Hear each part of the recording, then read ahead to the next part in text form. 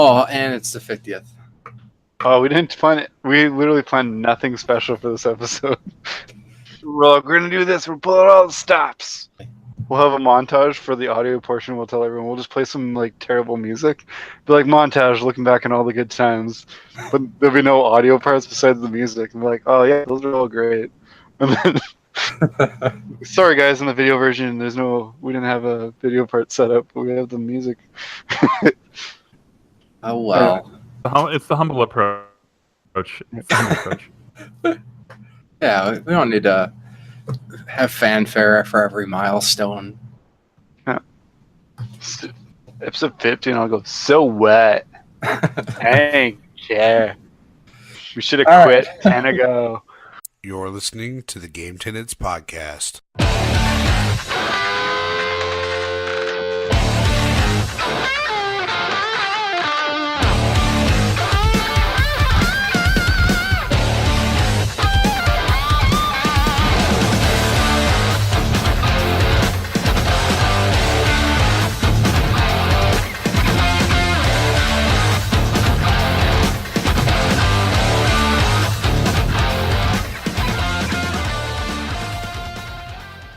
What's good, everybody? Welcome to the Game Tenants Podcast, the failed adventures of two gamers and their quest for Gamecast stardom. This is episode 50, and I am Church of the Game Grinder, as always, joined by my excellent co-host, Jason, a Corpse Flood Gaming. How's it going, guys? Happy 50th! Yeah. 50. Woo! We didn't plan anything. Yeah, at the comments of we should have quit 10 ago. Go ahead. Well, really, the big celebration was our returning special guest, who was on the podcast once before, way back at episode 13. We are joined by Musty Hobbit of Second Breakfast. Hello. Thank you for having me on, guys. Yes, thanks for joining us. It has been a long time. It has been a really long time. Yeah, before my time. I feel like the young guy, but I'm not that young. Yeah, so Musty, for anybody who might not be familiar with you or your channel, you want to go ahead and just kind of let people know who you are and what you do. Sizzle reel. So I go by Musty Hobbit, and I run a YouTube channel called Second Breakfast. Previously, it was known as Musty Hobbit, but I figure people probably don't want to click on a YouTube channel that's so visceral. So I decided to do a little bit of rebranding. I made the channel initially out of a hope to kind of document all of my video game collecting, and while my efforts there have been, fast and furious and then have died off here and there, I've sort of shifted for a bit to talk about like current events in video games and that sort of thing, trending a lot toward like Xbox. I've historically been an Xbox guy, so I shifted to being Second Breakfast, and that's kind of the thing that I'm rolling with right now. I am the part of a larger community that you can find on the internet known as the Cartridge Club, which started as a game of the month, just sort of small community focused on that, and has since grown into kind of this network of content creators who still play a game of the month. Not everyone plays along every month. Right now we're playing Kingdom Hearts, and some people are loving it. Some people are having a hard time, but we kind of all congregate around our forums and our Discord, and just kind of have those discussions about the games. And at the end of the month, a podcast usually comes out. But there's a number of content creators there, and a really nice, thriving community. And so I enjoy being a part of that, and that is kind of one of those feathers in my hat that I like to brag about from time to time. But I actually will be taking over. The current hosts are just kind of handing over the reins. They've done 5 years, or they're almost through 5 years of doing this, which I think officially makes them the largest or the longest running amateur gaming podcast out there. Interesting. I think it puts them past all gen gamers, because I don't think all gen gamers made it to made it past 5 years. Well, damn, that's a hell of a milestone. Yeah. So I'm taking over not ownership, but I'm taking over podcast hosting duties with another them. club member. You're usurping Hey, well, that's awesome. But yeah, so I'll be taking that over as full-time host duties on those month-to-month podcasts. So check those guys out, Cartridge Club, wherever you find your favorite podcasts. But yeah, it's definitely a great community. It took me a while once I learned about it to kind of work my way into the community, and not being a person who uses the forums kind of makes it a little tough, but I think just being involved with everybody on social media and the YouTube channel, more of the content creator side of the Cartridge Club, I guess. Mm-hmm. But there's a few that don't make videos that I follow on Twitter and whatnot, and I've mentioned them before. So if anybody has been interested, I definitely say to check them out, because it's really an awesome community, which kind of ties into something coming up here with the MGC. Is the panel that they have, I think, is pretty interesting, and basically about how to run a community and keep it essentially non-toxic is the main. Yeah, that's the focus. So yeah, at Midwest Gaming Classic, we'll not only do and myself have our YouTubers panel, which I'm sure you'll plug again later. But yeah, the Cartridge Club will have a short panel as well to talk exactly about that. And the nice thing is we're going to have a number of different perspectives on that. We will have some of we'll have the myself, who actually is a relative newcomer by comparison to everybody else.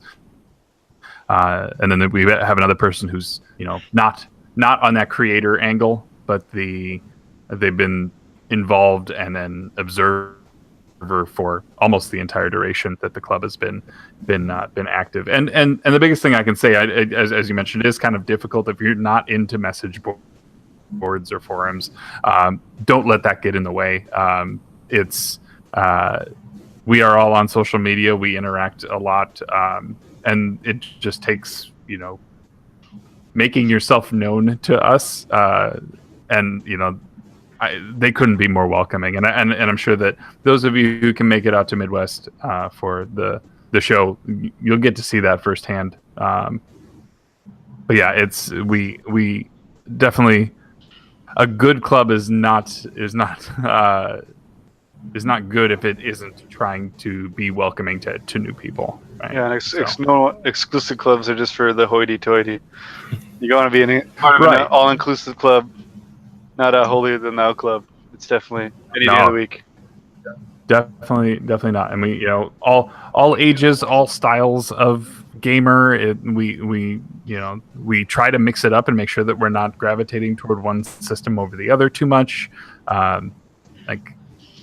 We've almost got it down to a science. We're working on it, but we just enjoy what we do. We enjoy video games. It's a lot of what you guys do, and so and we're always looking for people. The other thing I can mention in church, you're an example of this is we have a community content section where people can submit their content to be featured on the site, and so if you have stuff yourself, we recently had.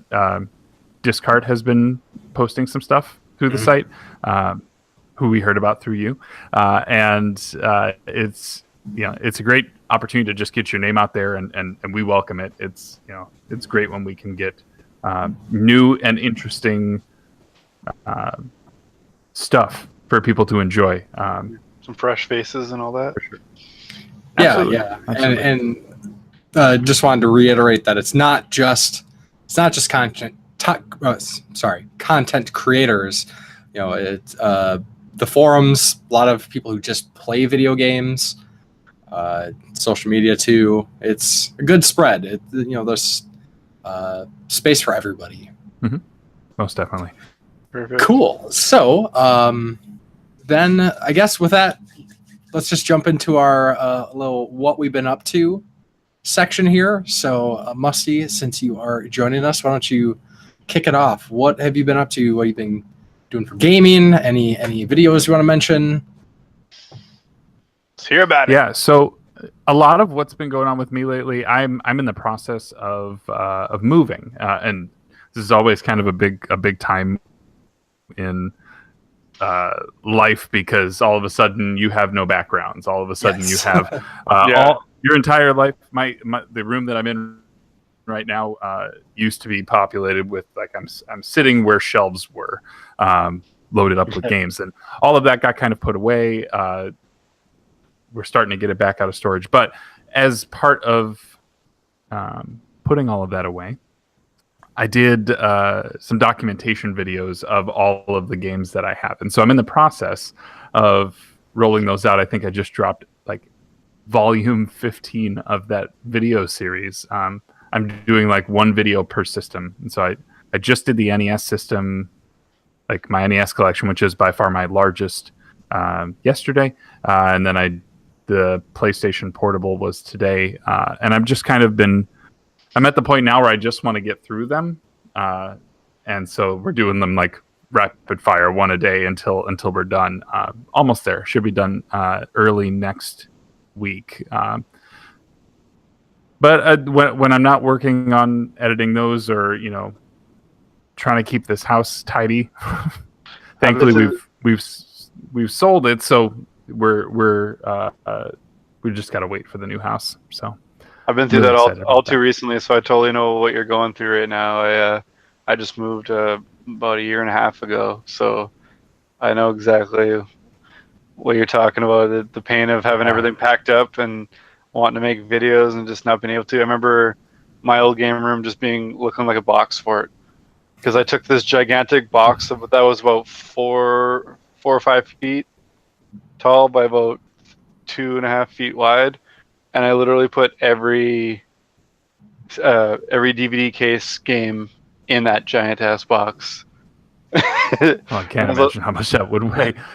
It wasn't too bad, but it was pretty rough. And I wouldn't let anyone. If someone was helping me carry it, they knew that their life was on the line if they dropped it. So it was it was like the laziest pack job. Then ended up being the worst thing to move. It was like easier to move the fridge. Anyway, yeah, I mean, we're getting movers, and I'm not gonna I'm gonna move all my games and stuff by myself. Like, it's just, you gotta. A man has to move his own collection. I'd much rather break it myself than let somebody else break it for me. Like, that's what I want to avoid. But yeah, it's yes, we're still a couple months out. I'll be living, like, I'm not going to reassemble anything down here. It's just, but it's nice. It kind of gives me the opportunity to go through my things and opportunistically trim out sections of the collection that I'm not just not feeling at the moment. So like, I was looking at my DS and my 2DS, and I'm just like, when am I going to play you? I'm probably not going to play you anytime soon. And part of that's because I've been playing a lot of other stuff. I've been playing, I have an Xbox One X, which I really am pleased and happy that I went and got. I've been playing a lot of Sea of Thieves over the last couple of weeks. I was really looking forward to this. For those not familiar, Sea of Thieves is the pseudo MMO pirate game made by Rare that's exclusive to the Xbox One. And it's been a lot of fun, and it has some things that I think need to get fleshed out in the long run if it's going to be successful long term. For sure. Yeah, I've seen a lot of. I haven't watched a whole lot on it. I've heard some stuff on the like CC Weekly and whatnot, but I've seen a lot of video headlines that say, "Great game, don't buy it." Yeah, I think it'll be interesting to see what it looks like in 6 months, or even in 2 months. It's a game that has to be able to adapt quickly. Right now they're in a stabilization period right now because they're coming out of the gate, as most massively multiplayer games have. There's always hiccups to those. Yeah, absolutely. And it was funny because I had some friends who were kind of freaking out about it, and I was like, I mentioned Diablo 3, I mentioned World of Warcraft, like, because these friends in particular hold Blizzard in super high regard, and I'm just like, even Blizzard has problems in some cases, and they fix them and they move past it and all of that. So I was like, just give it a day. It's the first day. Well, that's the problem nowadays. Everyone like wants instant gratification and are quick to hate. Exactly. So it's good to hear that you're the reassuring voice of just give it a bit. Just give it. Try it. I'm trying. Give it a chance. Give it a chance. Not just feel like I tried it for 5 minutes and it was garbage, and it's snapping their discs and getting rid of it, or deleting their download, I guess. Yeah, I mean, it's funny you mentioned discs. This was my first adventure with Game Pass. So I when I got my Xbox One X, it came with a voucher for a month of Game Pass, and so I fired that up the day before Sea of Thieves, and I stayed up super late that night so I could just at least get the download started before I went to bed. And then the next day there were hiccups. We finally got in, and I had a good time. So if you watch things, there was an honest trailer that came out on Sea of Thieves lately, which distills it down to its most basic. It was pretty. It was pretty funny. I'll give them that much, and it's not untrue. The thing that I find, and the thing that I have enjoyed the most, is being on a crew with other people who are. It's one of those emergent game or emergent storytelling, I think, is how people refer to that. And it's you hear people tell the stories of, like, tonight we went out and we found this island, and I got this chest, and I was carrying the chest back, and I saw this shimmer on the beach, and I went and looked, and there was a bottle with a message in it, and I looked in the map, and it had an island, and on the island were 5 X's, right? Like, it's like, I need to find that island. I need to go start digging. Like, and so it becomes this adventure then, that they didn't have to do anything except just give you a little glimmer at that one moment that you happen to be looking in that direction, and all of a sudden you're like, what could that be? And there's a lot of mystery, but we've really and there's always some crazy stuff. I think one of the biggest complaints, let me I guess address this, is there's a lot of people who are unhappy about the fact that people, when put in situations where there are no consequences, act like horrible people. Yes. It's online PvP, like, it's a nasty place. Yeah. That's what I mean. It's good to be with like-minded players. If you're going to be a goof, join the goof crew. Don't be the one goof on the serious crew. And if you're the serious guy, you're probably not going to have a fun time on the goof crew either. Yeah. Like, just kind of. Well, I think he means more along the lines of ships attacking other ships and things like that, right? Yeah. Yeah, I mean, so there's a lot of griefing. There's people who just, I don't know if it's like the moment they see a ship, they're like, I need to destroy it, because that's what it feels like. But it's not all the time. And about a week and a half in, everyone that I started to run into, because there was one point when I was out, I went solo. I was just like, I'm gonna just try this. I'm just gonna go out myself. At one point, I pulled up to an island. Did not realize there was a ship on the other side of the island, but I had dropped my anchor, and I looked, and I was like, uh-oh, like I'm in range of this guy, like he could sink me right now. I'm just looking at him, and then I see him, and I can tell that he's looking at me through his spyglass, and so I just start waving, and then he starts waving back, and so then he starts jumping, So then I started jumping, and like we sort of like tested each other's boundaries, and then we decided to meet on the island. And he was just like, "Dude, are you friendly?" I'm like, "Yes, I'm friendly." He's like, "Good. Kids are just nothing but And he dropped some words, and I was like, "It's like a Sea of Thieves out there, man." Yeah, I mean, I get it. The game's called Sea of Thieves, and I get but I just wanted to be left alone. So did he. Like, he even watched me. Like, I found my ex, and I dug and I hit my treasure and I popped it out, and it was the like high grade treasure. And he was like, "Dude, that's awesome." He left me alone. He didn't shoot me in the back of the head. He let me leave. He could have taken that from me, and he didn't, because we had a moment where we just sort of said, "Dude, yeah, I know it's a struggle out here. The people who just want to have some fun, let's have some fun." And so, it's been good though. Solo is kind of tough. It's the one thing I will say about Sea of Thieves is it is absolutely beautiful. Like, the water effect is something that I've never seen before. I've sailed with one of the guys from the Cartridge Club who is in the Canadian Navy, and he says that that's like it's pretty spot on on how pretty the especially when you amp it up to 4K and HDR and all that stuff, that really sells it. But yeah, it is like whoever. I think somebody sold Rare that tech. Whoever developed that tech is geniuses. Awesome. It's super vibrant. It feels legit.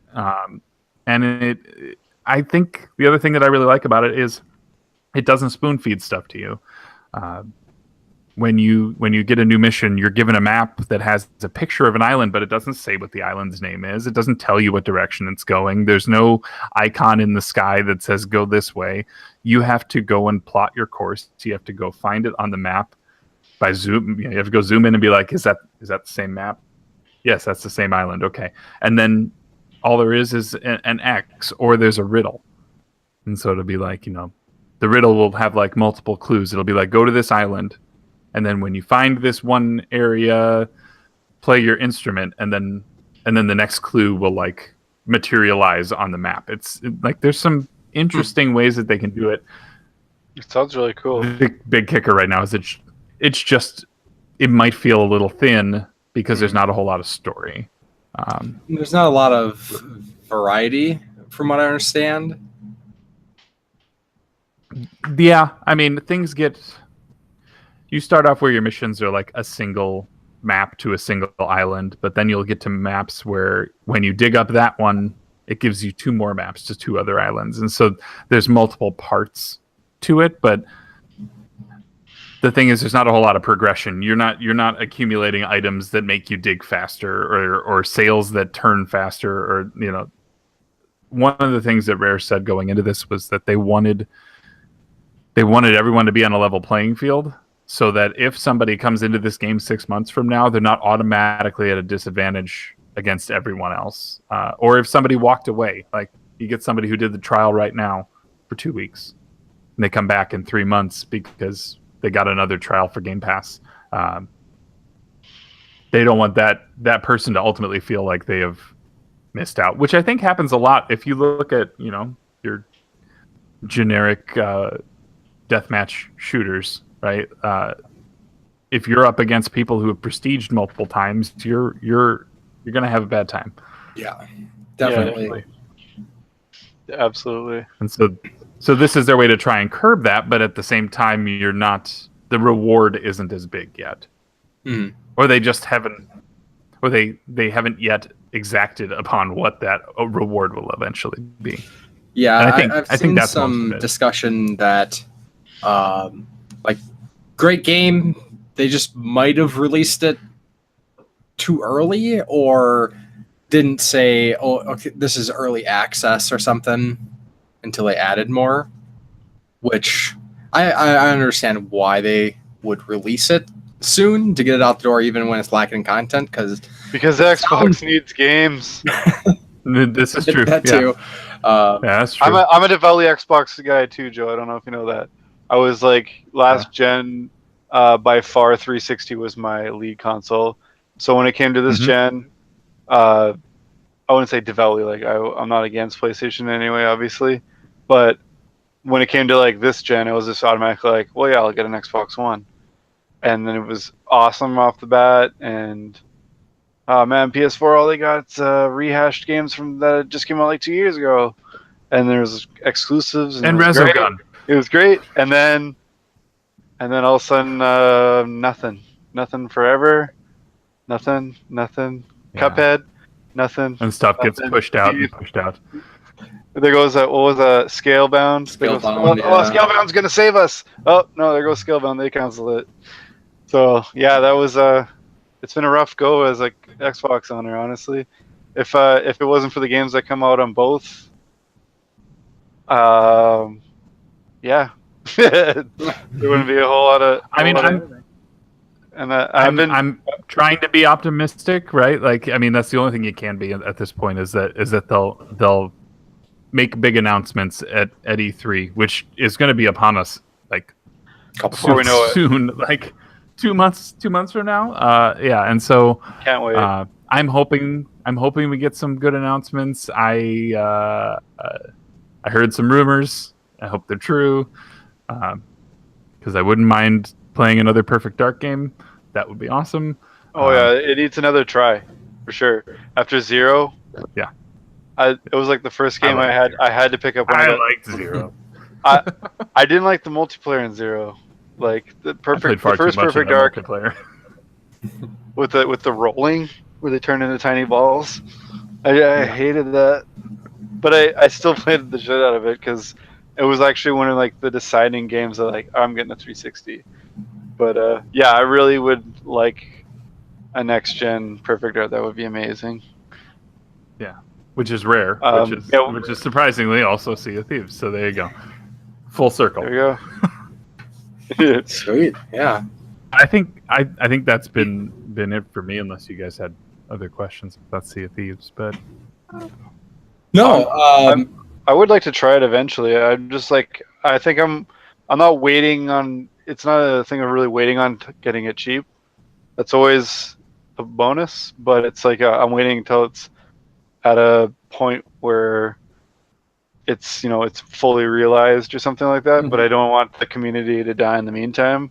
So I hope that it thrives without me being there, so I can jump in and it's fully realized. Because that's what I've heard. Like it's great. It just needs to get there. So yeah, right. It would be nice if they added some missions or methods for you to not have to interact with others. I know, it's kind of silly to say like give me this game that has a big wide open world and then let me be the only one in it. Like or one idea that I had about that, and I wonder if they've examined it, but Grand Theft Auto Online for GTA 5, you can play online. All these people are there. If you play PC, which I'll talk a little bit about in a bit, but it can be pretty rough. Like these people who, that's all they do is they just hunt down players and they kill players, hackers like you would imagine. But fortunately, you can turn on this thing called passive mode, which essentially just makes you invincible and you can't interact with other players. They can't attack you. You can't attack them. So that would be like a pretty good solution, but I don't know how that would impact the game. I would think in a lot of these kind of PvP, PvE games that I would hope that wouldn't be like the default option, that like every time they reload the game, like maybe it would turn it off and, you do it if you feel like you're getting griefed or whatever. But that's potential.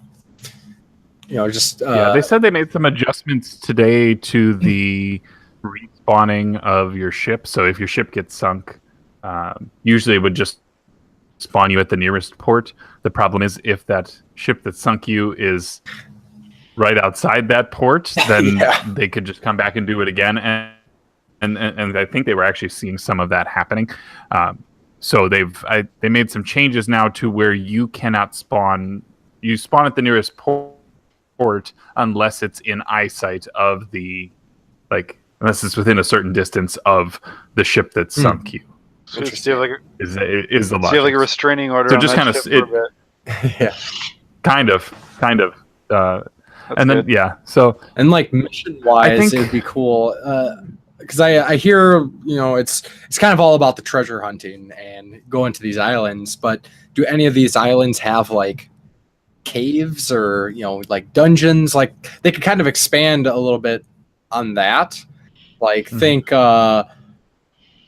you get a map to this island and you get this island and like deep jungle, like Amazon, you have to like trek in a distance. How big are some of these islands? Are there some that are pretty big? some are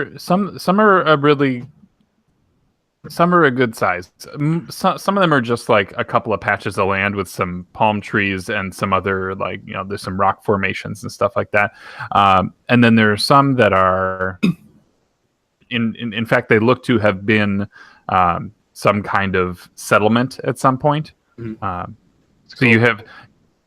you have those that are outposts, which are the ones where your mission givers are all sitting. That's where the shops are, and there's a number of those peppered throughout the world. But then there's the ones where there are cannons set up. There clearly was something that used to go on here, but it's not populated right now, which means that down the road maybe those are. Sometimes when you go past those, maybe at night, you get fired upon by skeletons who are manning the cannons. That's cool. And I've had a skeleton sink me while I was treasure hunting on my own. So I had anchored. I was working and I heard the cannons. I heard cannon fire. I'm like, oh great. So I go back and look at my ship, and my ship's going down, and I see him continuing to fire. This computer skeleton was just took me out. Great. Bummer. It was very sad. So Very sad.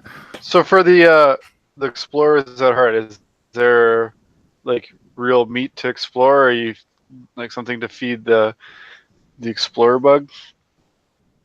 I mean, Do you find do you feel I like would just say- going I to mean- some islands on your own without having a map saying here's where the gold is? Like, is there something to make you wanna like, man, I just want to check it out. There's stuff all over the place. Yes. So you'll find one of the things that we found that is the most lucrative right now is barrels of gunpowder, and they're a red barrel with a big X on it. If you were to shoot them, they make very big explosions. That's what But those net. I was always wondering. This is true. Just kidding.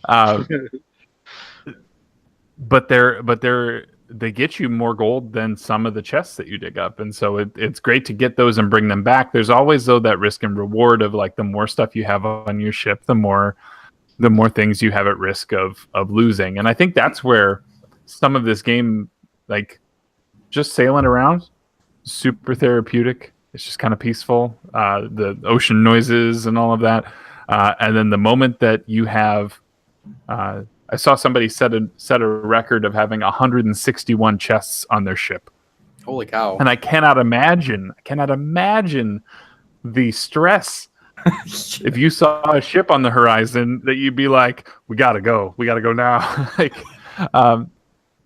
it's just, it gets super intense. I know people who panic when they have two things on the ship. They're like, I'm gonna lose it. Like, and that's very true. The thing is, like, every time you hit an island, they're like, oh, you came here for that? Here's two more things. And, here's this villainous bounty skull that's going to net you 2,000 gold. But if somebody walks on your ship, it's super easy to take. I've heard of creative ways that people have attempted to pilfer other people's things. So, I mean, I think stuff can kind of get figured out if they can come up with a way to let people be off limits. I think that would be nice, but Very cool. I mean, I just flee. That's the thing. Like I have a good enough feel for the controls at this point that I feel like I could outrun anyone until they just give up. And I've had to do that. You know, I've had a 30-minute chase where I'm just like, okay, well, I got to find an island to kind of duck behind. You know, because I have stuff and I can't go straight to the outpost because they're gonna come, they're gonna take it, they're gonna come, they're gonna shoot me while I'm returning stuff to this merchant. So I mean, I see the legs. The legs don't have a lot of clothes on them right now, and I think that's where it's at.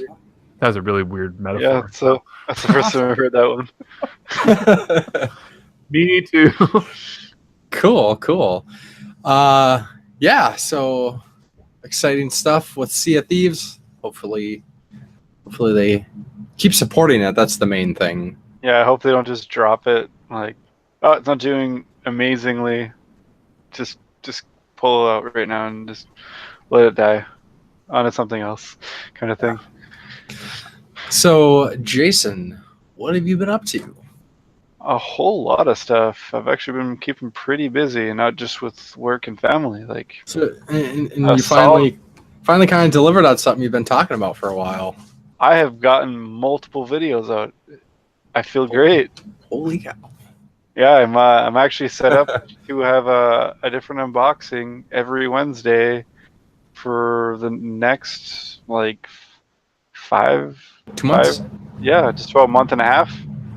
Yeah, every Wednesday at 3 p.m. Central, there'll be a new video out. So there's that, but I'm not resting on that. I am hoping to revive my pickup videos, so the Corpse Floods, Game Floods, and have one of those probably every 2 weeks. I got a bit of catch up since there's been about a year since my last one, and I'm gonna kind of take a different approach to it. Instead of just doing oh yeah, I went to GameStop and I grabbed these 5 games, I think I'm gonna do the pickups I got per console in a video and kind of just do all that, unless there was like an amazing pickup I got, like one I told you about. I'm probably gonna do a video just about that one, but for the most part it's just gonna be per console, get those out of the way, something like that. We're gonna do I've got a Lego building video out. I don't know, it's not gaming related, but it's something my daughter and I had a lot of fun doing, so I want to keep going with those. That was a cool video. I really like that one. Yeah, I got copyright flagged 3 times already, so that's cool. By the 8-bit music. I thought I was putting on there to avoid that type of thing, but what you gonna do? It's not like I'm making money off it. Go ahead and steal my ad revenue. Yeah. Whatever. Steal my non-existent money I'm not making.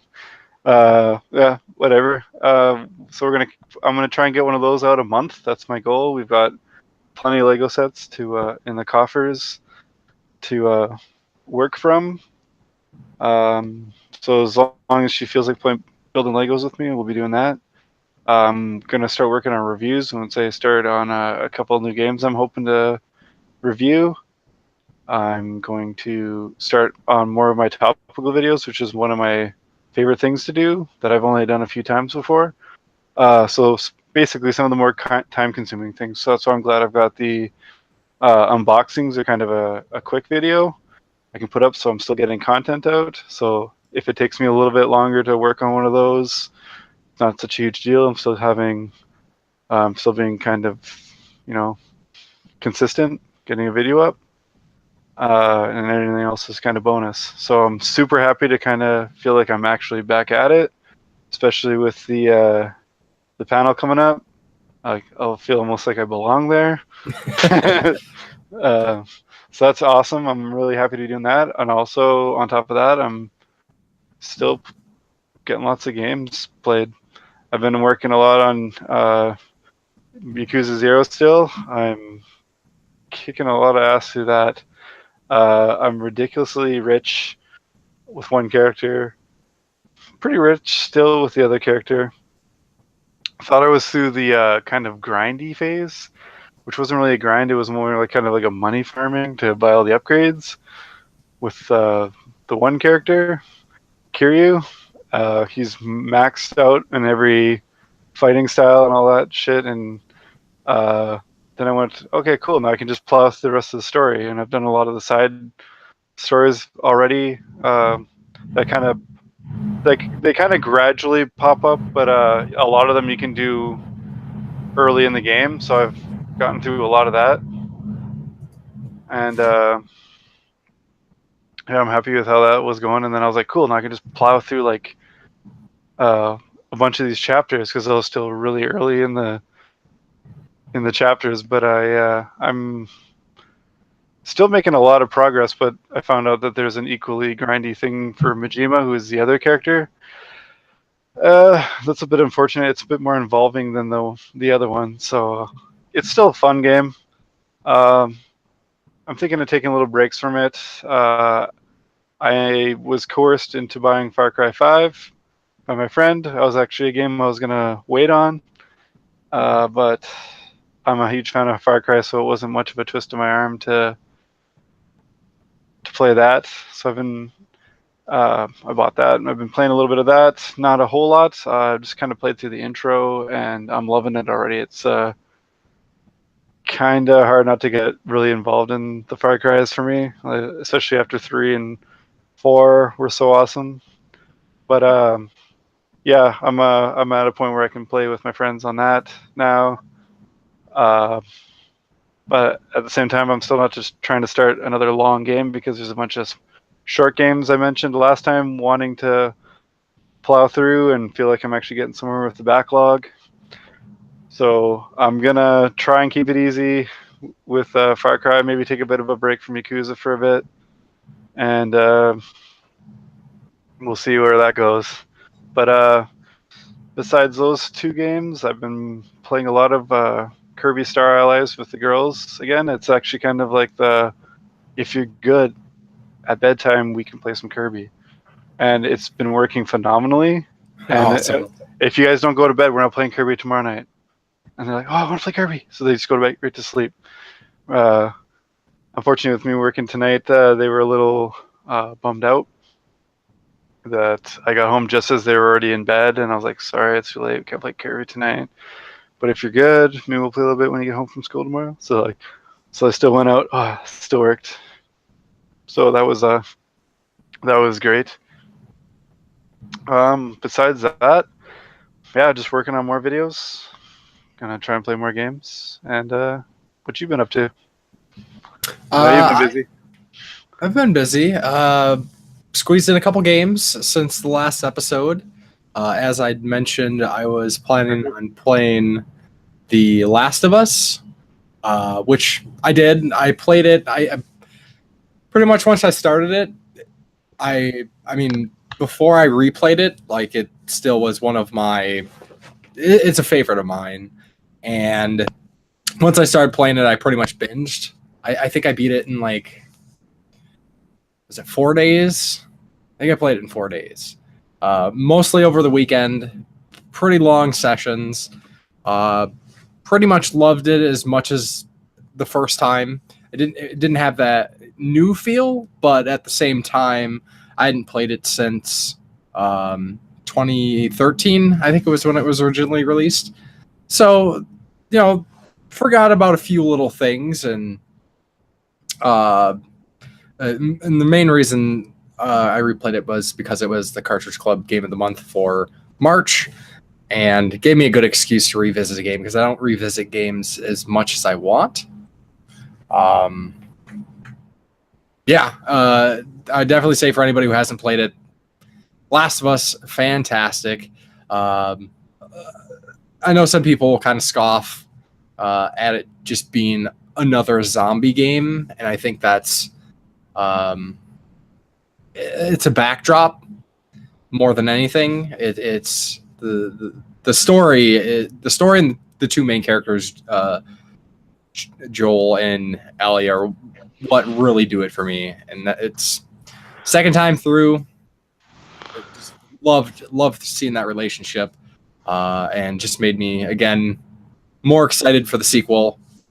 I hadn't played the story DLC before for Left Behind, which covers some kind of before story.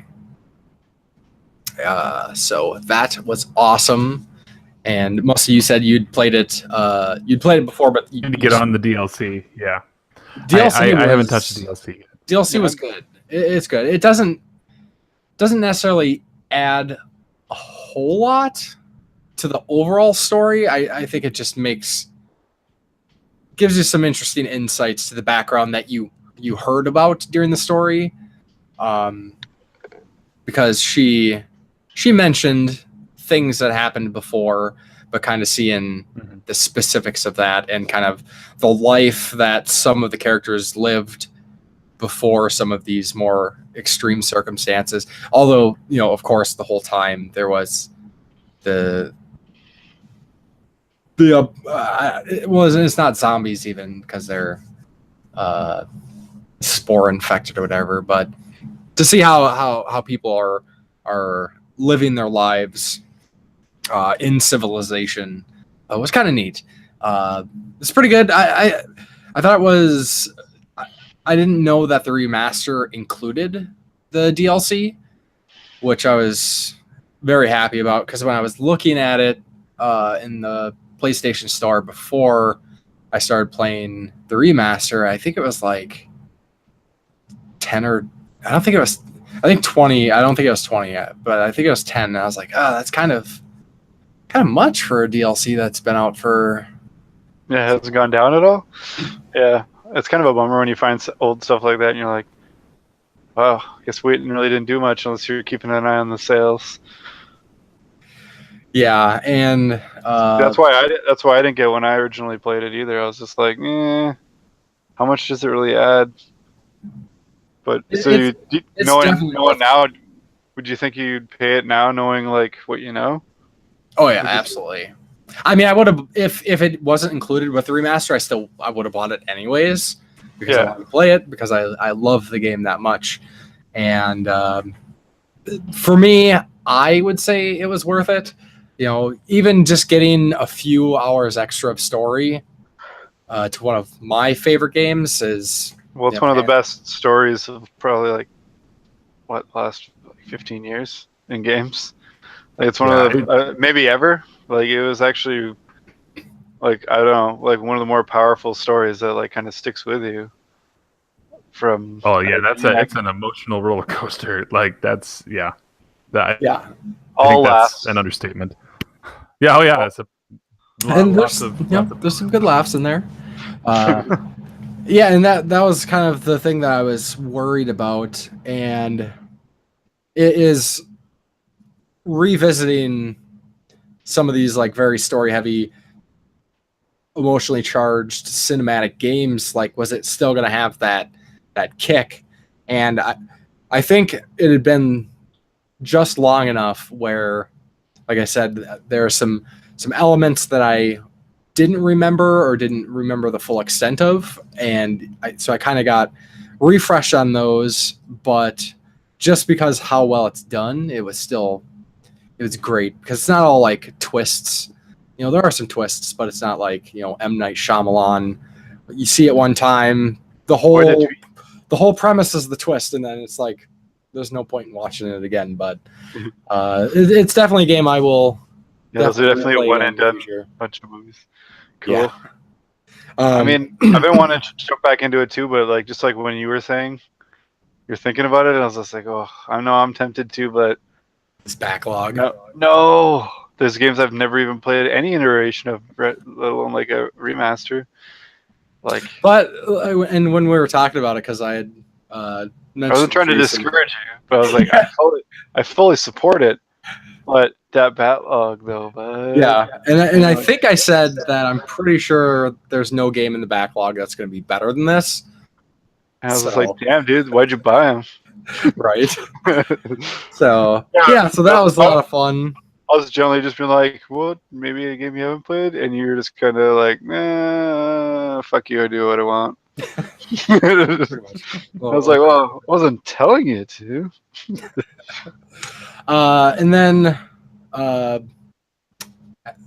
when I was about ready to wrap that up, I was trying to figure out what I wanted to play next. And I was like, I should really knock something out of the backlog. And I was like, kind of thinking about it. And one thing that is kind of weird that I tend to do is, I pick up all these games, and specifically with games that have collector's editions, I feel more obligated to play those games instead of having them sit on my backlog because I spent all this extra money on it. So I was like, I don't have many collector's editions that I haven't played yet, or games from collector's editions. So I was like, Mirror's Edge Catalyst. I just knocked out Wolfenstein a couple months ago. So I'm going to go ahead and play Mirror's Edge or Mirror's Edge Catalyst. And as I was thinking about it more, I was like, I really want to do. I was thinking about like trying to do a video or something of just sharing my thoughts on the original Mirror's Edge, which is a game that I enjoyed a lot, and it's a game that I think is kind of forgotten to some extent. You never really hear anybody ever talk about Mirror's Edge. So decided to replay the original before jumping into the sequel. And, just like The Last of Us, replaying Mirror's Edge, the thoughts that I had when I originally played it were pretty much the same. It's a fantastic game. It was, people don't really use this too much in terms of video games, but I thought it was kind of maybe ahead of its time. Like, it was one of the first games that really like embraced kind of like the free running style that is it's like a staple of shooters now. They're like, what shooter can you play that doesn't have wall running and stuff like that? Parkouring jumping over obstacles and and remember when you used to have to just run around and stuff. Yeah, and I haven't played a lot. I haven't played a lot of modern shooters, so like Titanfall 2 is one of the more like kind of like standard shooters experiences that I've had. So I can't really say how movement and a lot of things work these days. But Mirror's Edge, 2009, and there's things that I'm looking at this game, almost 10 years old at this point. The fact that here's another example of a game that I don't understand why not every single FPS has this, but you can look down and you can see your body, and I love that. Absolutely love that. Not just Left 4 FPS, Dead did it. anything where you can't see Yeah. your own legs. I Yeah, like being a disembodied head. yeah. All the arms get all the love, and the legs get nothing. Yeah. So crank through that. I think that was like 2. I started on a Sunday. I didn't really have a lot going on.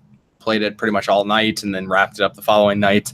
And then I did start Catalyst, but I haven't played enough to be able to say too much about it. I like what I'm seeing so far. It seems to kind of take the open world approach that is pretty standard these days. Looks great, controls pretty well.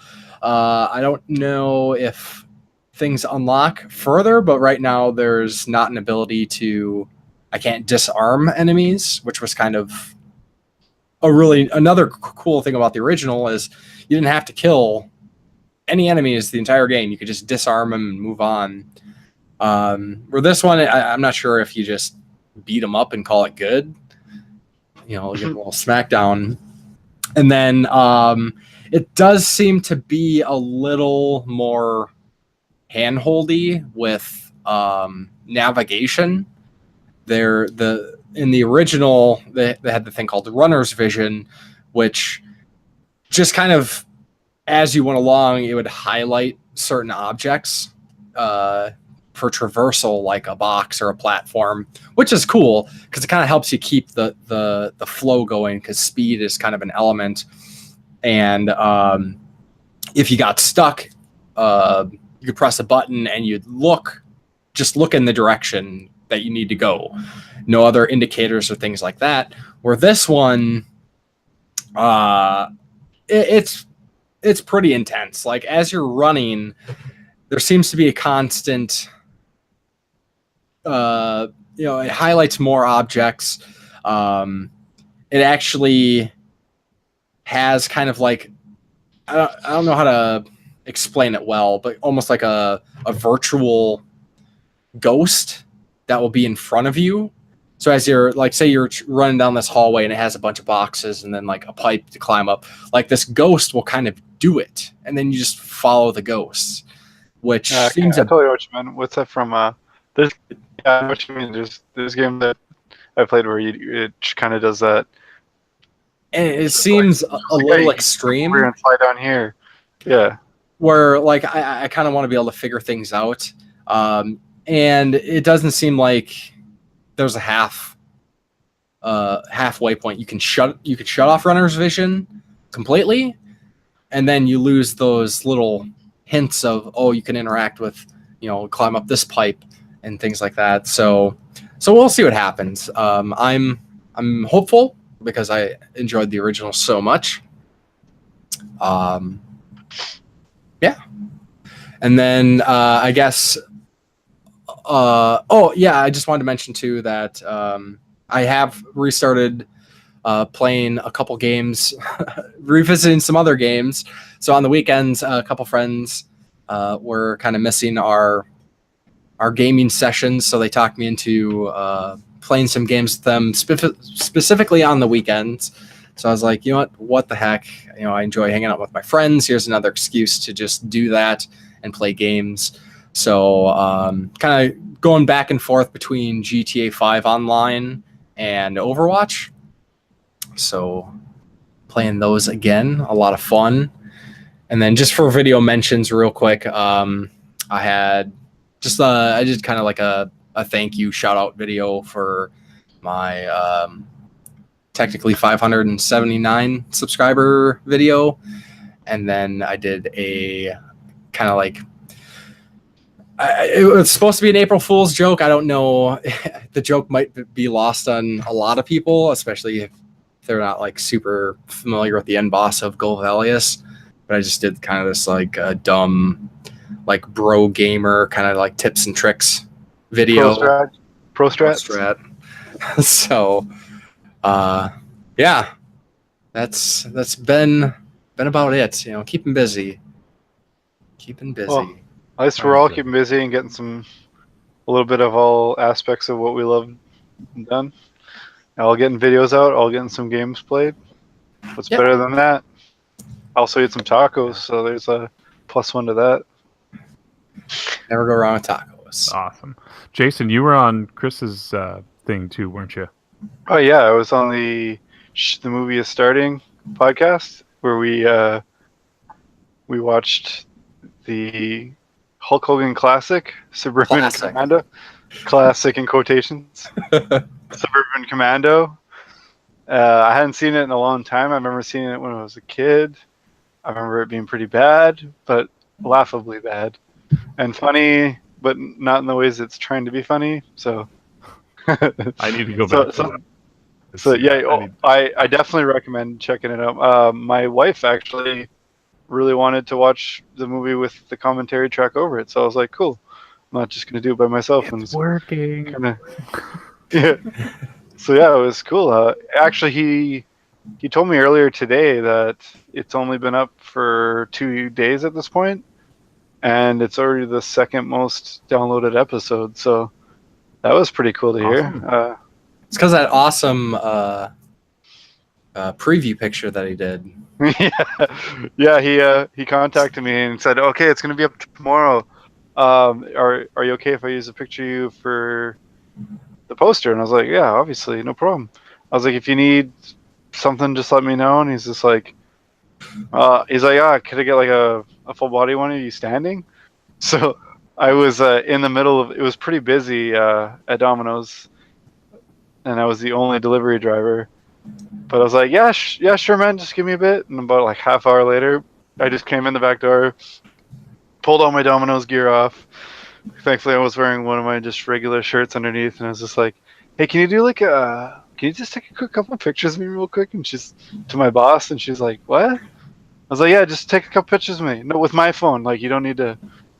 She was like, oh, okay, I guess. And then I just took some like classic Hulk Hogan pose photos, and she's like, "What's this for?" And it was just personal use. I gave her no context to why I was needing all these pictures. So that made it funnier. And then I sent them to Chris, and he was just like, "Oh man, I'm crying over here. These are awesome." And I was just like, "Use whatever one you want. I don't care."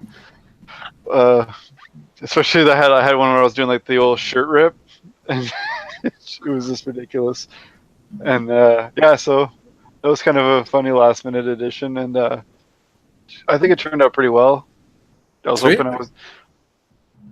it wasn't just gonna be going, yeah, this is dumb. Like me. Nah, you're a cool guest too, man.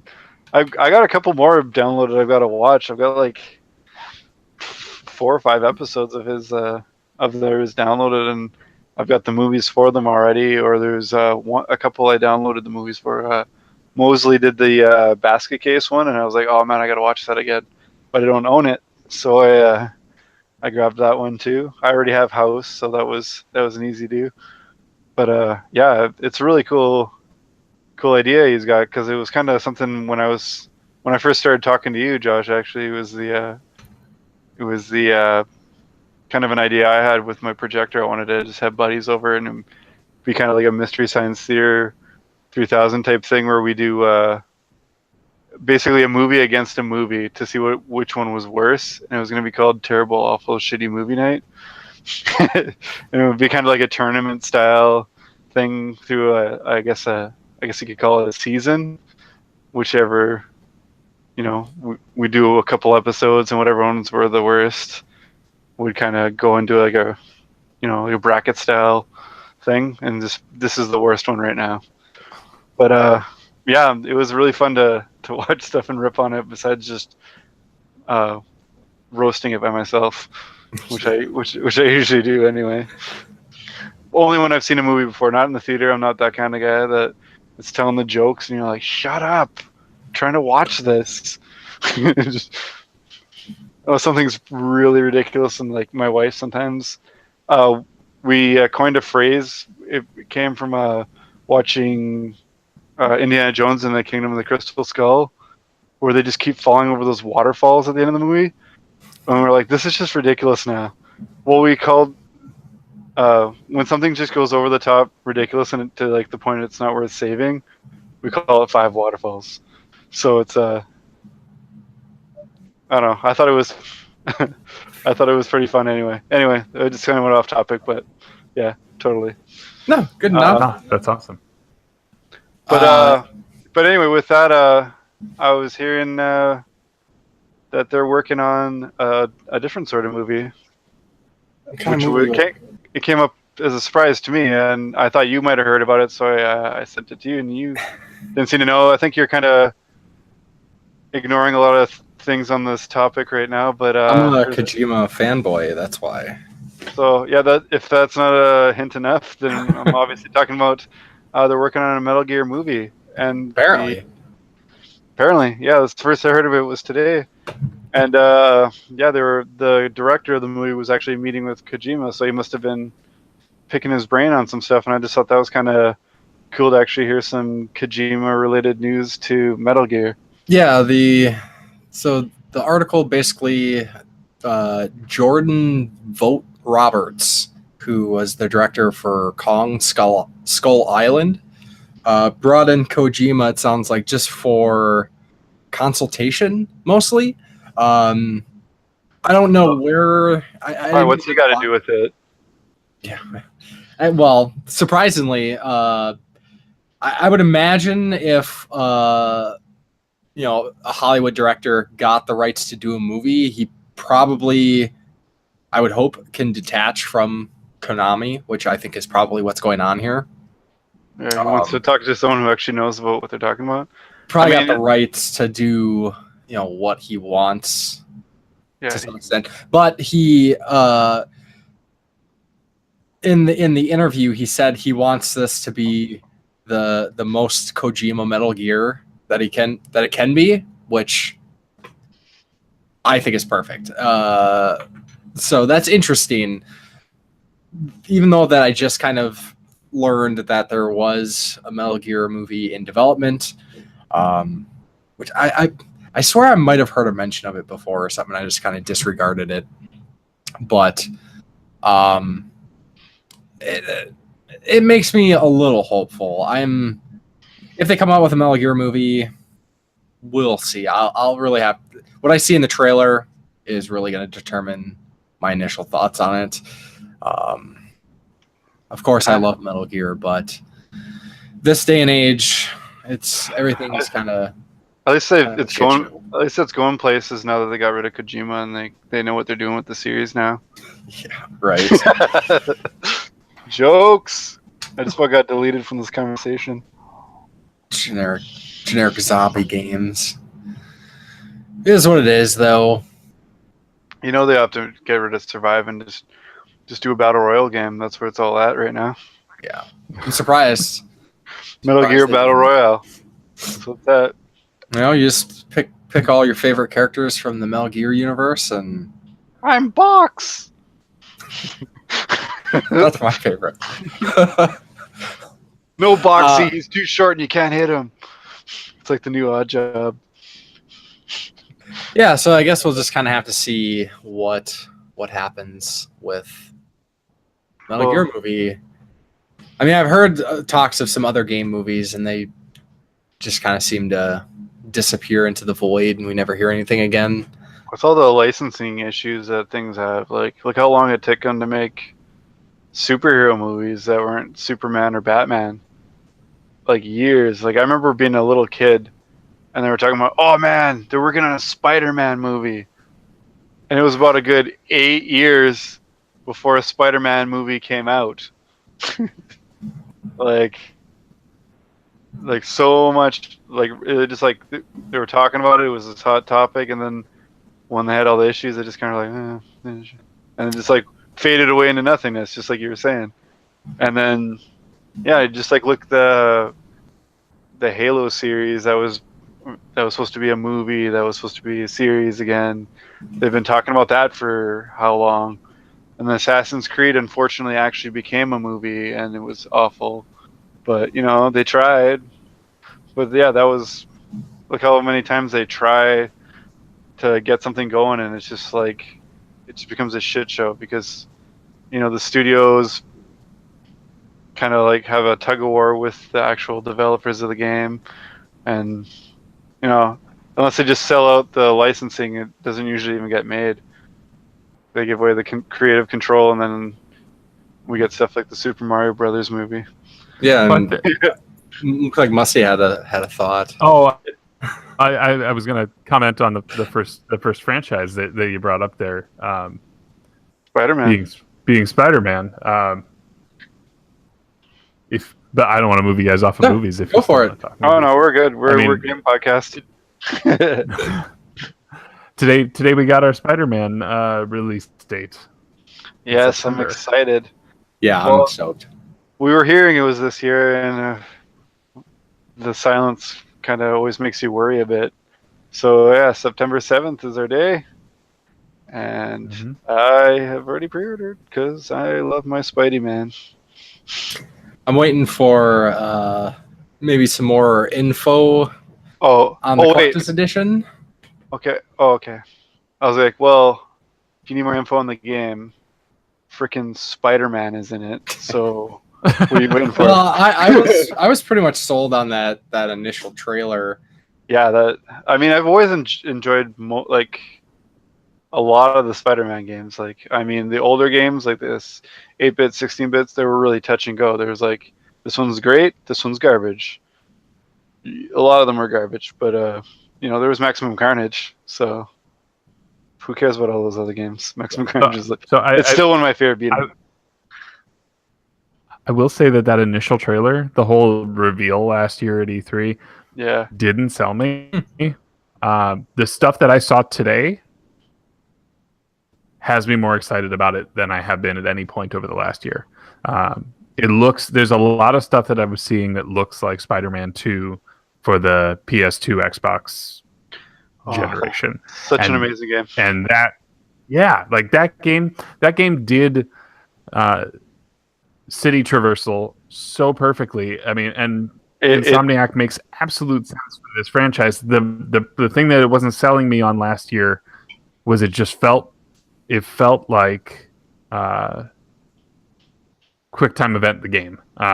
There's plenty of examples of those type of games. They go overly cinematic, like Ninja Blade. Or Rise is that way at times. If you've played Rise Son of Rome, yes, very much. I really liked Rise. Like it was well crafted and neat. I appreciated it that way. But for some reason, that demo last year wasn't there for me. I'm not day one on Spider-Man yet, but I'm more on board now than I was at any time over the last 12 months. My main problem is a very small thing that I kind of mentioned to you guys earlier. I was like, I wasn't big on the Spider-Man outfit, but if you played any other Spider-Man game, it's got every suit. They're always unlockable. There's no microtransactions in this game, so I know there's no buying it. So I heard there's story DLC. I did hear there's story DLC. There is story DLC. The season pass or whatever you call it comes with the collector's edition and the deluxe edition. Okay. But I'm fine with that. I'm fine with if you want more Spidey, pay for some DLC, but not like cosmetic little crap like that. Like I wouldn't pay for more suits outside with like real money. I'm all for saving up in-game web points or whatever the hell they want to call them, or and spending it on more outfits and upgrades and stuff like that. That's totally cool with me. I don't know. Like I said, I've enjoyed most of like the last few gens. Spider-Man 2 going forward. I think they're pretty much all been pretty awesome to me. There's only been a couple that were less good, but I wouldn't say terrible. I find people are pretty hard on, so I was pretty much excited. What made this day one for me, not only was the trailers, but my son is bazonkers for Spider-Man, and I fully support this. So I told him we got a date, September 7th. We can give the Blu-ray player, and we can give Netflix a break, and I can just play Spider-Man, and he'll just be enthralled watching Spider-Man. He's 2 years old, but he's the best commentary ever while watching a superhero anything. Like we watched Justice League with him, and he was like the kind of like the closed caption for the people not aware that Batman's on screen impaired. He's just like, "Oh my God, Batman! Oh, Batman! Oh, Dad, Batman! Yeah, look at Batman!" Just like so into it, and he's the same exact way with Spider-Man. So I'm like, "Oh man, this is gonna be the best." He's just gonna have a raspy voice from just saying, Spider-Man! He makes the web sounds at me like 30 times a day. So that's before the game. It's gonna be worth the collector's edition price right away. Awesome. Yeah, for me, if I get a collector's edition, it'll probably be a day one purchase. If I don't get the collector's edition, we'll see what I'm playing at the time. But I'm pretty stoked for it. Just the kind of like Arkham Knight or the Arkham Asylum, but Spider-Man kind of sold me on it just because I liked the Arkham games so much. Yeah, Batman needed that. Batman's had a more touch and go past with the games than Spider-Man, so it's that was much needed for Batman. Like, and it's Arkham games that set the bar. Like, we're compared to Arkham, the great Spider-Man games are like, they're okay. So that's a good thing for all superhero games in general. They're not just like a crappy movie tie-in, like, which it seems like they've almost died off. For you don't see a lot of movie tie-ins anymore. They can't churn them out fast enough. I think it's part of the problem. The last superhero movie tie-in game I think I remember seeing was for Green Lantern. So that's how long. Had some Avenger games. There's Avengers games that came out around the same time as the movie. They made them all There's- Lego games. Yeah, there was the the Kinect. Exactly, yeah. And there's the Kinect game, but it wasn't tied to the movie. It just came out around the same time. Speaking of Avengers games, though, what I really want to see at E3 is the Square Enix Avengers game that they've been working on. That they showed a little teaser for. That wasn't last year at E3, was it? It was like 2 years ago. No, it was pre E3. It was just like a random Twitter announcement. Yeah, so it was like probably right. a year and a half ago. Well, around this time it's probably 2 years ago, almost now. Year and a half, whatever. I think Long so. ass time ago, we're hearing nothing. So that's my big want to see at E3, among others. But yeah, I don't know. I'm confident with Square as a developer, and I love me my Marvel heroes. So let's get her going quicker. Right on. Spider-Man's good, but I need everyone. I need my Wolverine. I need my Iron Man.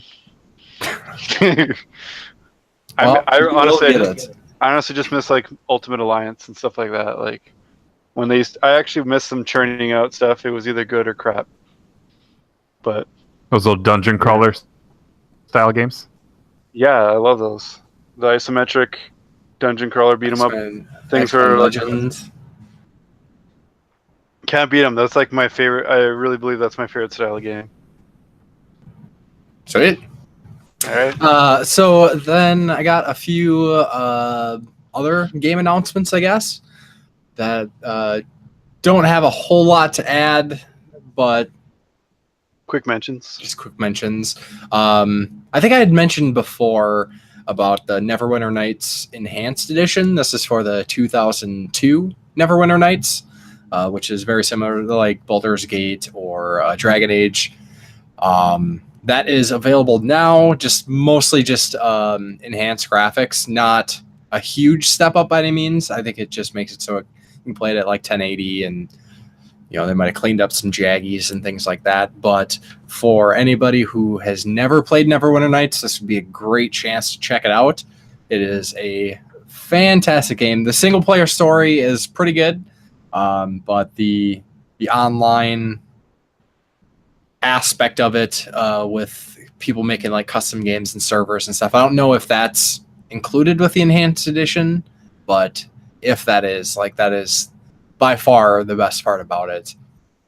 So, and that might be my excuse to finally replay the game and talk about it, because pretty much ever since I started doing YouTube, I've wanted to kind of do some sort of showcase highlight talking about Neverwinter Nights to great extents, because I spent a solid 2.5 years, that's all I did was play Neverwinter Nights online, or played these persistent world servers. Maybe you'll have to pick it up, and maybe that'll be your first stream or something. Because you already know what you're doing. Maybe that's possible. Yeah. So that is pretty cool. I think it was done by the same people who did the Baldur's Gate expansion or whatever that was released last year. Wasn't that what it was? They did some add-on. Whatever. Anyways, I'm not familiar with that, but I'd be interested in Baldur's Gate. If you remember, let me know. Yeah. Then we got a release date for FX Unit Yuki, which was the name changed Henshin Engine that I've talked about a few times. It will be released April 12th, but I'm not super clear on the details. If that's when the game's shipping or whatnot. I'm pretty sure he talked about it in the video. I just don't remember the finer details. So if you need more information, you can check out the FX Unit Yuki webpage, and they got a trailer up for there where Saramaru talked about the release and some of the plans going forward with that. I'm excited, but hopefully at the latest of next episode of the podcast, I'll have a little bit more info on that. which will be after the game is released. Awesome. Well, you mentioned he's going to be at Saramaru is going to be at Midwest Gaming Classic, so I'm hoping I can just pick up a copy there, save the shipping, easier for everybody. Absolutely. It'd be my first TurboGrafx game purchase since just getting the ones I have. I've never actually bought one, so this will be cool. And maybe it'll snowball into obsessive collecting of another system. Turbo is a very, very dangerous system to get into. There are some very expensive games. Which is why I haven't bought any games. Yeah. Same, but my unfortunately. wife, but unfortunately, it would also be the system my wife would probably be the most supportive of me collecting, as it was the reason I have TurboGrafx at all is because it was her childhood system. So yeah, thumbs up to her. For sure. Then let's see. I had I grasping for straws here when I can, but my continual need for potential Shantae mentions is they put out a little trailer for the upcoming included costume pack that will be in the Ultimate Edition, which was thus far just been a Kickstarter backer exclusive. But then they're adding an additional costume, which it's more than just reskins of Shantae. Like there's actually like different abilities, and it kind of like changes up some mechanics. So I'm pretty interested. Like I don't know how I didn't know about any of that. There's just like no information out that I'd seen up to this point. Like I do my Shantae research. I don't know. I'm gonna have to check your sources. So yeah, so for anybody who hasn't gotten into Half Genie Hero, at least here is another opportunity to kind of get an all-in-one package bundle, including things that even I have not yet played. So that's pretty exciting. And then with that too, I might have mentioned it last time, but Shantae and the Pirate's Curse is available on the Switch, digitally only though. So, and that's the best one in the series, I think. And then pick it up. Yeah. I'm gonna wait for physical. Yeah, I started picking up more Switch games, so this it's time. Yeah, for sure. And that Yeah, Ultimate Edition that's coming out it's a pretty sick package. I mean, you get the game, you get the 2 main DLCs, you get all these little extra things that they're adding, mostly that were Kickstarter backers. If you get the physical version, it comes with the soundtrack, which is amazing. It also comes with they're adding an art book to the Ultimate Edition, which is pretty sweet. So I mean, it's a pretty awesome and it's pretty cheap release, and it's only like $40. I think it's $40. Unless you pre-order it on Amazon, then it's cheaper dollars. Yes, that is true. That's my math. And then I think for the last kind of like newsy game release mention here, actually something that I hadn't heard of, and luckily Musty was able to bring this up before the podcast. And there is a new mode, kind of like a whole bunch of new stuff coming up here for Overwatch. I think you might know a little bit more about it since I hadn't had a lot of time. You want to talk about that a little bit? Yeah, I can kind of give the breakdown of what I know at this point, because I was kind of following the story when they started to leak this stuff last week. They announced that the Uprising event, which was what they did last year around the anniversary of the game, Uprising was, for those who are familiar with Overwatch's lore and their characters, it was Tracer's first mission as a member of Overwatch, and so it was kind of like your PvE kind of horde mode that was based around one of the maps in the game. So they've announced officially that that's coming back, and so that there's like a 2 or 3 week period where active again, but they've renamed it to what they're calling it Overwatch Archives, which alludes to the fact that there will be multiple stories. And so they just announced tonight, being during Overwatch League during halftime of one of the matches, they announced that there is another event that's coming as well called Retribution, which features the Black Watch, which was sort of the mercenary group of Overwatch. They kind of did things in the shadows, and it's Reaper, it's McCree, it's Genji, and it's Moira. So it's their mission to kind of go take out someone from the Talon mercenaries, which is the evil faction that's involved. I don't know much more about the story other than the mission is supposed to be pretty awesome. It's set in a new map, which they are then going to be testing for PvP. So, and there's, as with every event, there's new skins, there's new emotes and things like that they add in, and so I'm happy about it. McCree was my first main, so I'm excited to get to have him in story mode, but they're also going to have that mode available for all play as well. So it's nice when Blizzard just goes, here you go. Yeah, there's a whole bunch of stuff. And my love for Blizzard is not to this podcast. Yeah, you told me that one time. And it's stuff like this that I don't mind throwing them a couple of bucks if there's something that I think is really, really cool, right? Like they could make us pay for this event, but they don't. They're just like, here, it's available for now. Come play it. Pass.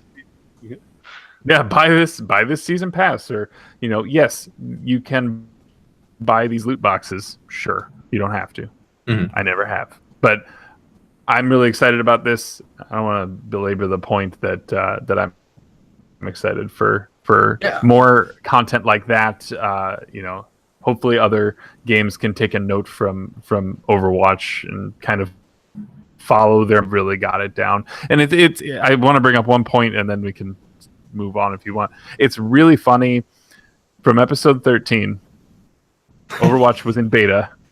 Yep. And we were talking about it. Church, you, Marshall, and me were chatting about this. And I was just like, well, I don't know. It's not that interesting to me. At that point, I didn't have much of a group that played games with me online. And so I was just kind of like, whatever. I think I downloaded the beta and I didn't start. I went to the opening menu. I didn't start it. Now I'm like all in on Overwatch like crazy to the point where I'm following this stuff, watching the league play just in the background. And it's funny what 2 years. Yeah. I think it's pretty awesome. It's funny. Yeah. It's a good time. I really enjoy that game. That's a lot about the game too. And I think a big draw for really any multiplayer game is having the ability to play with friends. Like that's always going to be a huge thing. And like, that's kind of why I was able to jump back into it so easily recently, and same with like a GTA 5 online. Like I Overwatch, I put like I don't even remember like 300 hours or so into Overwatch already, and I haven't really played it in like almost a year. I would say at this point. Yeah, you were talking about it all the time, and all of a sudden. Yep.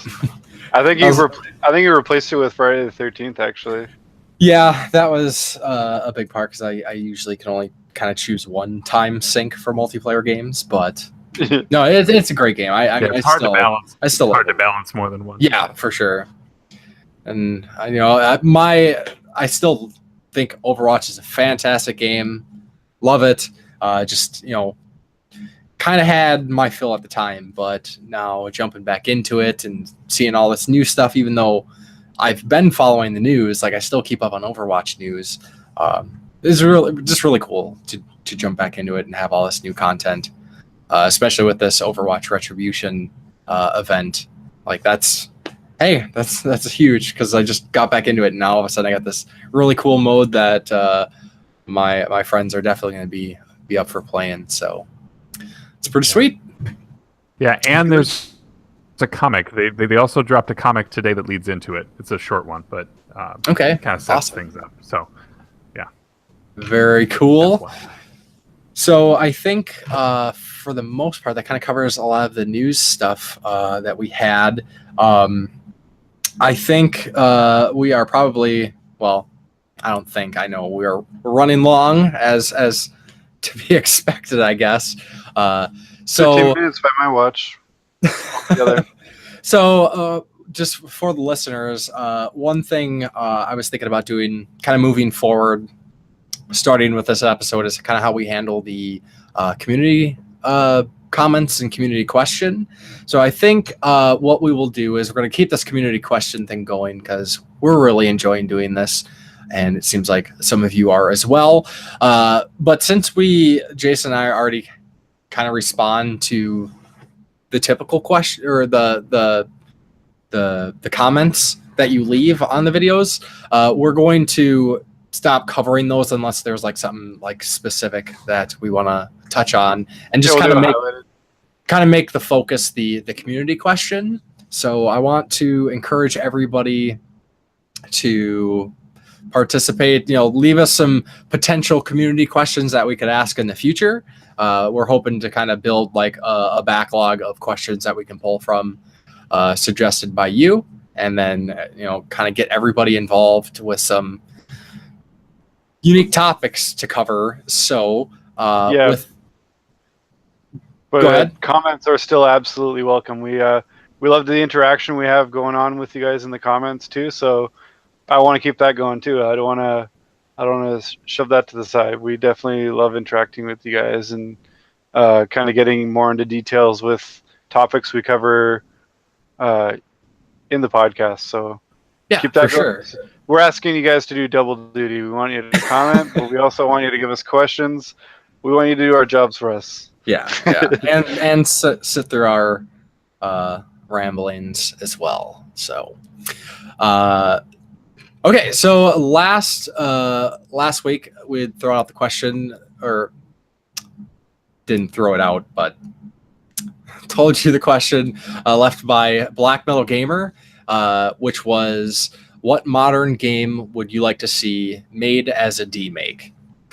So first, let's. I just wanted to refer to the comments, and then we'll give our answers to this. And actually, it looks like the only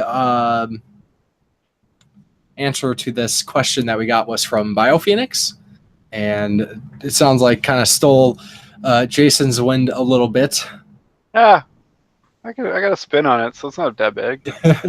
And he said a game he'd like to see demake would be Yakuza. It would be a lot like River City Ransom, but with how do you say the guy's name? Kiryu. Kiryu. And having the side mini games all done in 8-bit style would be pretty cool. Like Pocket Racing could play like RC Pro-Am as an example. Exactly. Yeah. What's your guys' thoughts on what you like to do? Oh, also, when Black Metal Gamer gave us the question, he suggested Gears of War in the style, kind of like Contra. So There's another example. What did you think, Musty? What was your idea? You said you had kind of a blended idea. I have a genre change and a demake at the same time. I don't want to take full credit for this because this is something that I've talked about with somebody on more than one occasion. But it's good to bring up. I think, yes, I don't want to take all the credit for it. I think that you could take Overwatch, turn it into a 16-bit RPG. Oh yeah, turn-based RPG. I think it would be perfect. You've got classes. You've got tactical. They're actually. You could do tactical, or you could do just traditional JRPG as well. Right. There's a video out there. Somebody did this. They turned it Overwatch into a modern turn-based RPG. I'll have to find it for you guys. Yeah, I want to see that. And when I find it, I'll comment with it on the episode. Perfect. Well, look at that. He's a guest, and he's also cool. Keeping it going in the comments. He's doing triple duty. Yeah. No, I like that. I think that'd be really cool. The you already have all the pixel art for all the characters as sprays, so it wouldn't take that much to animate those a little bit. Yeah, And then it could be fun. Be a good way I like to that one. Look at the lore, maybe almost not Shovel Knight-ish, but Shovel Knight look, but Final Fantasy Super Nintendo era. Yeah, I dig it. It's right up my alley. There you go. Well, speaking of your alley, what's your thoughts? Yeah, so I wanted to try to come up with something like a little bit more unique and unusual, but I struggled. So kind of my go-to, especially when it comes to retro stuff, is the Metroidvania. So I was just trying to think of like what would be a cool game that would fit really well into the Metroidvania genre or style, and really the main ones that just I couldn't get out of my head, and it seems kind of lazy, but like the Soulsborne, Dark Souls, Bloodborne, Demon Souls, all of those would transition so well to a Metroidvania because in a lot of ways they're set up very similar styles. You get your starting point, you got all these paths, some paths you can't access until you do certain things or get certain abilities. There's not a in-your-face story, which a lot of Metroidvania games are kind of a little bit more light on the story or making it more part of the world as you experience it, kind of like Hollow Knight. So yeah, I think those would be cool. And transitioning a lot of those monsters, especially the big ones, into boss fights, like that would be really cool. Hell yeah. What other awesome. type games? You said a couple types. Did you just mean like the Soulsborne Yeah. genre in general? Oh, okay. Yeah, well, mainly like just the Souls games or Bloodborne or even like, specifically those for like the art style and just how they're built. But other games would fit in there like Neo could and The Surge. Nier would be a pretty cool one because there's already kind of parts like that in Nier. Yeah, true. But yeah, so I want to thank Black Metal Gamer again for the question. Always appreciate his involvement with the podcast. Absolutely. And then we were. I don't get an idea. What's that? I don't get an idea. Oh crap! I'm sorry. I just said he's BioPhoenix kind of had a little bit of my first idea. My first idea was kind of have kind of isometric exploration part for Yakuza, where you go around the city, but when you meet enemies, just kind of like the random battles you face in Yakuza, it would come up like a beat 'em up section. And also, like, I was thinking basically the exact same thing as he was saying with the mini games would be really cool like that. But I actually think the reason that there isn't Streets of Rage games anymore is because Sega also makes Yakuza, and it's like the new, like a reimagining of Streets of Rage, like the 3D reimagining of Streets of Rage, like the way you fight, everything like that. Just if it feels like what Streets of Rage would have become if it kept going. I mean, maybe it would just be all fighting because it's what Streets of Rage was. But I kind of feel like, remember I was saying like, oh man, they need more modern beat 'em ups. And then when I started playing Yakuza 0, I was like, I have found what I've been looking for, which is why I'm so deep into Yakuza 0. Like, I'm going all. I don't know if I'll do this for every Yakuza game because I am going to play every Yakuza game now. But for Yakuza 0, I'm like doing pretty much everything, unless I don't want to. I don't know. Some of the mini games I don't really like. I really don't like the dancing mini game, and the karaoke is just kind of like for the rapper. It's all right.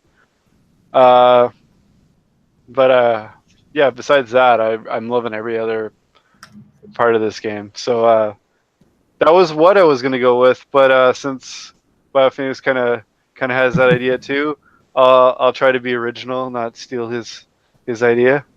I was thinking Mass Effect would make a good isometric exploring game that got into strategy RPG kind of battles, because then you could use the cover system still, but there would also be the power select thing of like classic JRPGs to help in the strategy part of the battles, rather than just like, oh, you go to this square and the other guy meets you, like kind of like chess pieces. You'd actually still have a little bit of control of what your guy does once you're in the encounter. I think that would be an awesome way to do Mass Effect as a remake, because Mass Effect is just as much exploring as it is battling, and you still need that in there. Yeah, I think like XCOM for the combat, kind of. Yeah, basically. I've only played a little bit of XCOM, but I think I know what you're talking about. Yeah, where it would be like Or Mario plus rabbits. So yeah, I was gonna say a little bit like that.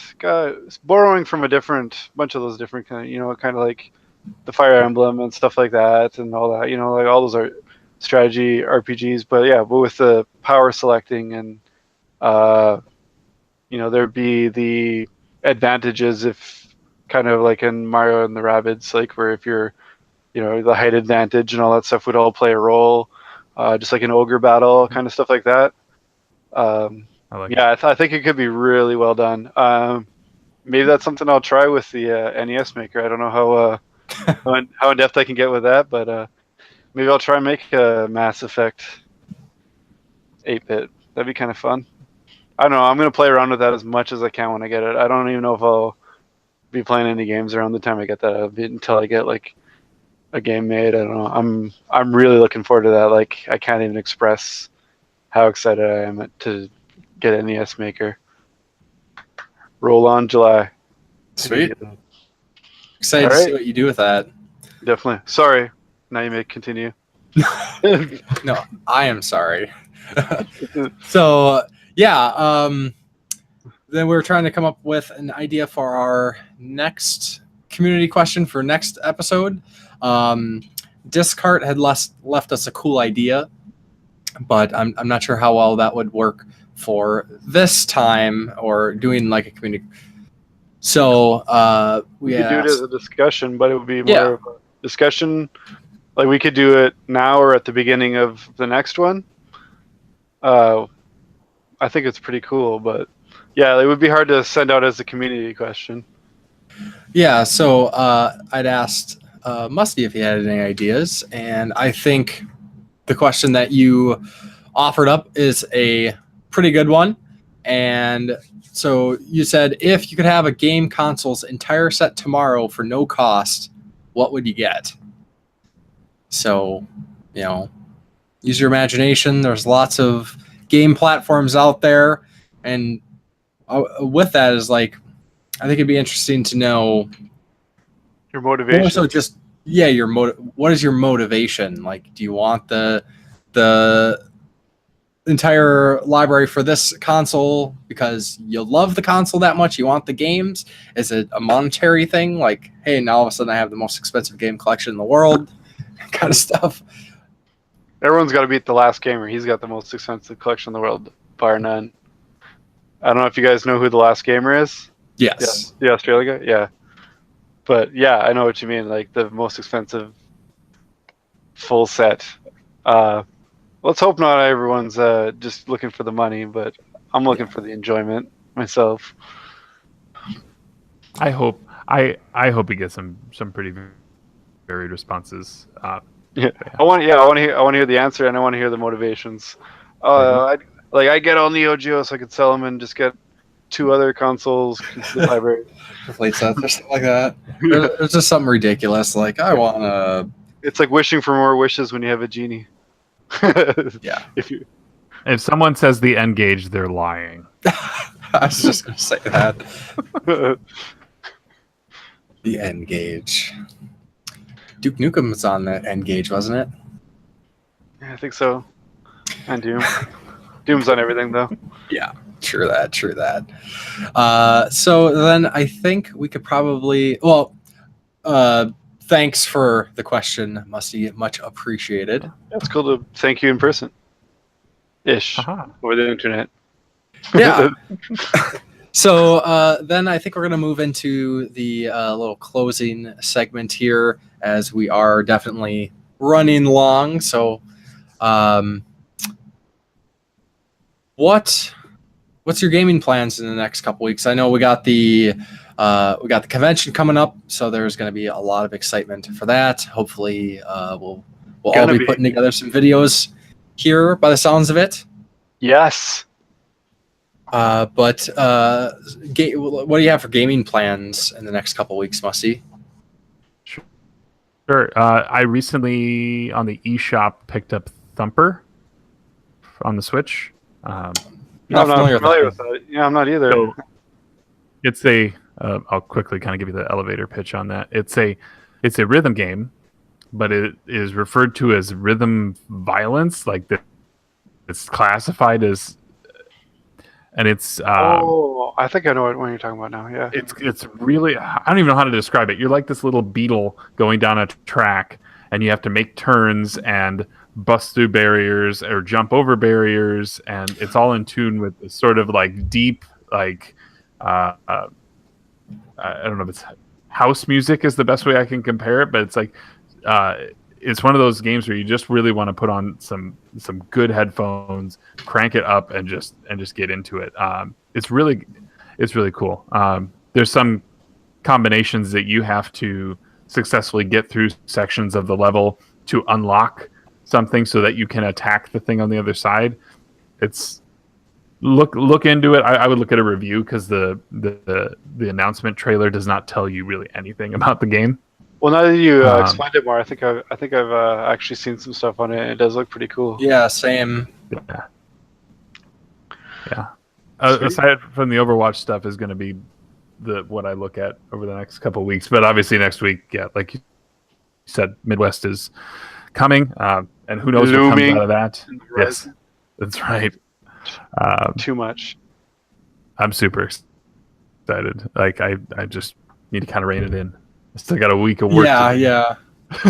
Before sure. all that can happen. It's going to be a lot of fun. I think we're all in that boat. Lots of stuff to do. I'm excited to meet a lot of people. Yeah, me too. This year. Especially this being my first one. You've met a couple of people before. I haven't been. I've wanted to go for probably 5 or 6 years. So I'm going to be meeting just about everyone except you. I've never met any of my other YouTuber friends, so it's going to be pretty cool to meet all the Midwest guys at least. You're getting more than the Midwest guys. There's a lot of. Not to toot our horn, but the Cartridge Club is there's people coming from Portland, there's people coming from Nova Scotia, we got guys and no guys, and they're going to be there. We got Connecticut and DC, and we got a lot of people coming in. So well, I'm excited to meet everyone. Come slap me in the face. Boom. Open the invitation, slap me in the face. That's how I like to meet people. Yeah. That's a good firm face slap you got there, sir. We're fast friends. No, yeah. That makes me think of King of the Hill. I don't know if anybody's going to get this reference, but Hank Hill judges people by the firmness of their handshake. Yeah. I thought you were going to say, I kill 50 men. That too. So, Jason, what are your gaming plans here in the next couple weeks? I'm open to branch out. Like I said, I'm probably going to take a little bit of a break from Yakuza, or at least scale back a little bit. Now that I've figured out there's a bit of another grindy bit of a side story. I'm going to keep going with that a little bit, but I'm gonna try and get to some of my short games. I'm going to try not to get too into Far Cry 5, but I might get into Far Cry 5. But I'll try to keep that to a minimum too, because I really, really want to stick with my short games. Get some short games out of the way, and that way I can also get some review content going. Some shorter games and make me some shorter review content, and basically just work on videos. what do you got going on in the next couple weeks besides MGC? Yeah. So besides MGC, mostly probably just trying to finish up Mirror's Edge Catalyst. I think I could potentially finish it by this weekend, by the end of this weekend, which I would like to try to free up some more time so I could play Overwatch once that event is released, because my friends would be really happy if I played it more than just weekend evenings. And then I'm not sure what I'm going to play after Mirror's Edge. I was thinking maybe this would be a good time to kind of jump into Owlboy, since I think it was just released or is being released on the Switch. Switch next month, May 29th, I believe. Okay, I've so got it's ways out then. Yeah, a month and a half, I think. But I'm kind of having the hankering to play another like kind of pixel art game or a Metroidvania. So maybe Owlboy or Axiom Verge or something along those lines. I'm not sure. Or maybe I'll just try to knock out another like actual retro game, which I probably should do since I neglect those games more than I should. Yeah. Axiom Verge is June's game of the month if you want to wait until June. Oh, perfect. June's game of the month, but then I'll hold off too, because I've been playing a bit of it, but I could just hold off and restart it for sure. Cool. So, yeah, lots of things going on. So, I think then with that said, we could probably wrap this up here. So, I just want to let listeners know how they can get a hold of us if they want to. Of course, the podcast is on SoundCloud, so you can listen to us there. Available on podcast apps, including iTunes, and then of course the YouTube upload if you are watching this video. You can look up Jason and myself on Facebook, and myself and Musty are on Twitter, and your Twitter handle is at Musty Hobbit. Perfect. Easy to remember. Yes. And of course, you can look all of us up on YouTube, Corpse Flood Gaming, The Game Grinder, or Musty Hobbit. I would highly encourage everybody to... Second breakfast. Yes, thank you. I'm so used to... See, this is a challenge with rebranding. We'll talk all about it at Midwest. Yeah, there you go. Yeah, spin on things now. And awesome. Then, Musty, are there any other mentions you want to do before we close this out? No, I think that's about it. I don't. Twitter's kind of my primary social media source. I have an Instagram. I have a Facebook page, but I really don't post to those all that often. But yeah, again, if you're at all interested in what I talked about earlier with the Cartridge Club, check that out. The website is cartridgeclub.org. You can also find that group on Twitter at Cartridge Club NA for North America, or for not applicable, or something else. I don't know. But again, super open community. More than willing to, we don't stiff arm anybody on this. It's definitely something we want people to celebrate games together. So check us out. It's a good time. Awesome. Yeah, I've been checking it out a bit lately too. I'm kind of new to it myself, but I've been checking out a couple of your guys' streams and stuff on YouTube and all that. So I'm and we usually have a hangout on. We usually have a hangout on my channel every Tuesday. That may not live in my channel permanently because, the hangout myself on a long-term basis. I don't know. We're kind of working some stuff out, but those are always open too. So if people are interested in jumping in, you know where to find us. Right on. Awesome. Yeah. And then I want to say thanks for joining us. Really cool to have you back on. It's been, while, and there's been some changes to the podcast. We still, I think we can ramble pretty good.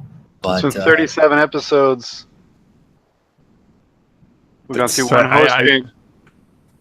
I have to wonder how long we went on that episode too, because I have a feeling I have an impact on those things.